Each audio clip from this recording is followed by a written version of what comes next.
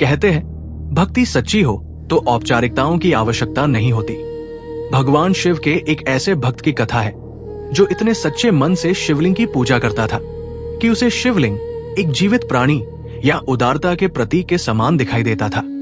पर ठहरिए, क्या कोई भक्त भगवान को इस तरह भी देख सकता है? हाँ, और वो भक्त था कणप्पा। कणप्पा जंगलों में ही अपना जीवन व्यतीत करता था। उसे बाहरी दुनिया का कोई ज्ञान नहीं था, न ही किसी देवी देवता की पूजा का विचार। वो रोज जंगल में शिकार करने जाता और उसी से अपना पेट भरता था।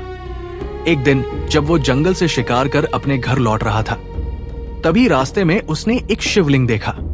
वो वहीं रुक गया और ध्यान से उस शिवलिंग को देखने लगा।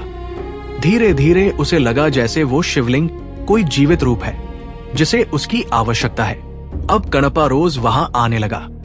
वो वहां की सफाई करने लगा और शिवलिंग की देखरेख करने लगा। लेकिन ये कोई साधारण भक्ति नहीं थी, ये भक्ति की पराकाष्ठा बनने वाली थी। कणप्पा सोचने लगा, मैं अपने भगवान की और कैसे सेवा कर सकता हूं? वो रोज जो शिकार करता उसका मांस पहले शिवलिंग पर चढ़ा देता और फिर स्वयं खाता। दिन बीतते गए। एक दिन कणप्पा ने देखा कि शिवलिंग की एक ओर से खून निकल रहा है। उसने तुरंत जंगल की जड़ी बूटियों से कई उपाय किए, परंतु रक्त नहीं रुका। तब कणप्पा को एक ही उपाय सूझा, अगर ये शिवलिंग भगवान का मुख है तो ये आंख होगी। यदि मैं अपनी आंख यहां लगा दूं तो शायद रक्त रुक जाए।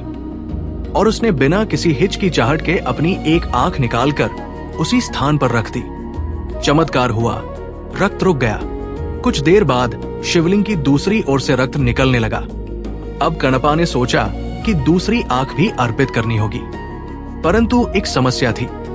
आंख निकालने के बाद वो देख नहीं पाएगा कि उसे कहां रखना है। तब उसने अपने पैर के अंगूठे को उस स्थान पर रख दिया जहां से रक्त बह रहा था, ताकि उसे पता रहे कि दूसरी आंख कहां लगानी है। और फिर उसने अपनी दूसरी आंख भी भगवान शिव को अर्पित कर दी। तभी भगवान शिव स्वयं प्रकट हुए और बोले, वत्स, तुम्हारी भक्ति किसी भी पूजा या यज्ञ से महान है। तुम्हारे निष्कपट प्रेम से मैं अत्यंत प्रसन्न हूं। भगवान शिव ने कणप्पा को दिव्य दृष्टि दी और मोक्ष का वरदान प्रदान किया।